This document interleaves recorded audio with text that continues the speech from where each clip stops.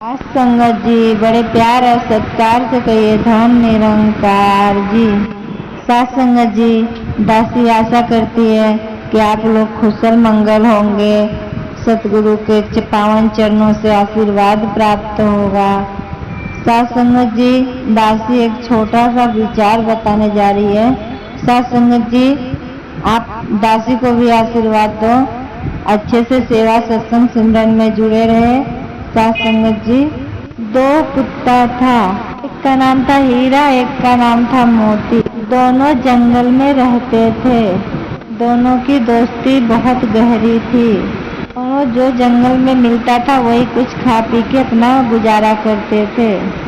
एक दिन दोनों ने हीरा मोती आपस में बात करने लगे, चलो यार गांव में चलते हैं तो कुछ खाने पीने को मिलेगा। दोनों ने आपस में बातचीत करके चल दिए, गांव की तरफ आने लगे। गांव की तरफ आते आते एक रोड मिला उन लोग को। रोड के चौराहे पे दोनों जन बैठ गए। हीरा और मोती दोनों आपस में बात किए, तू पूरब जा, मैं पश्चिम जाता हूँ, तो भी खाने को मिलेगा, खा पी के यहीं पे आके रहना, जाना नहीं। अगर तुम आगे आओगे तो तुम यहाँ पे रुकना, मैं आऊँगा तो मैं रुकूंगा। दोनों जन आपस में बोल लिए ठीक है। हीरा मोती चलने लगे, एक जन गया पूरब के साइड, एक जन गया पश्चिम के साइड।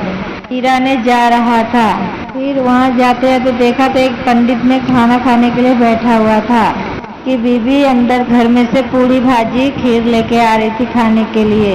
हीरा देख के दौड़ते हुए भाग के गया, तो बीबी ने थाली रखा।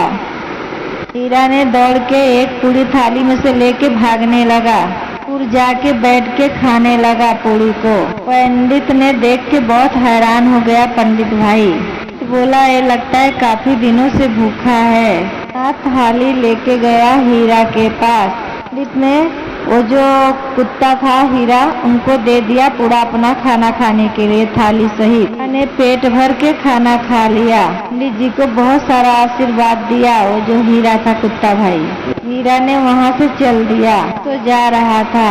एक किसान भाई ने खाना खाने को बैठा हुआ था, भी 4 रोटी और भाजी थाली में वो परोस दी खाने के लिए। मोती ने दौड़ता हुआ गया, एक रोटी लेके भाग गया किसान भाई का।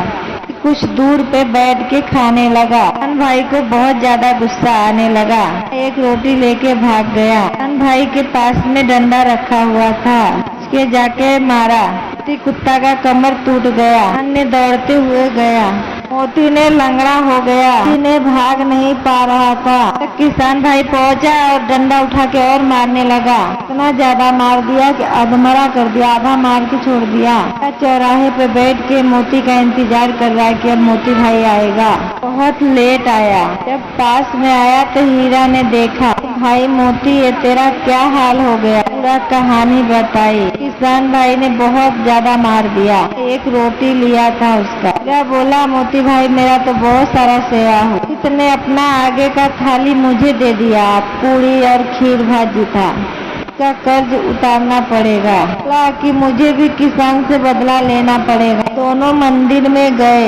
जन मोती और वो लोग हीरा मंदिर के पास जाने लगे।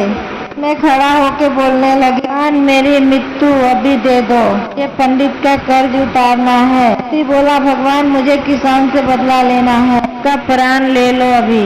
हीरा दोनों वहीं पे मर गए। अगला जन्म हुआ।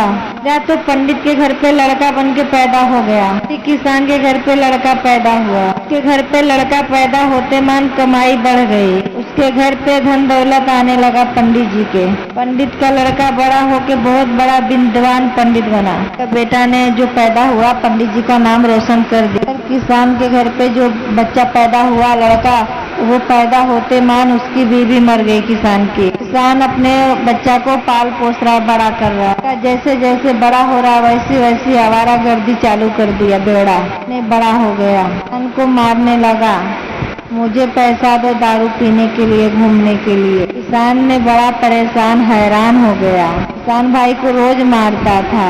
अपना खेती बाड़ी बेचते जा रहा था, अपने बेटा को पैसा दे रहा है, सब खेत बाड़ी सब बेच रहा है, फिर पैसा देते जा रहा है। को मारते मारते मार डाला, उनकी मृत्यु हो गई।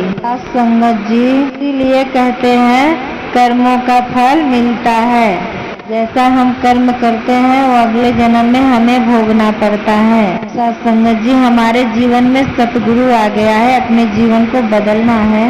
गुरु हमारा अगले जन्म का पाप काट देते। सत्संग जी, हम एक गुरसिक वाला जीवन जिए। सत्संग जी, दासी का चैनल आपको अच्छा लगे साखी तो लाइक और सब्सक्राइब कर दो। सत्संग जी, दासी को भी यही आशीर्वाद दो कि दासी भी लगे रहे सेवा सत्संग सिमरन में। दासी का भी आप लोग के आशीर्वाद ले। और सत्संग जी, बड़े प्यार और सत्कार से कहिए धन निरंकार जी।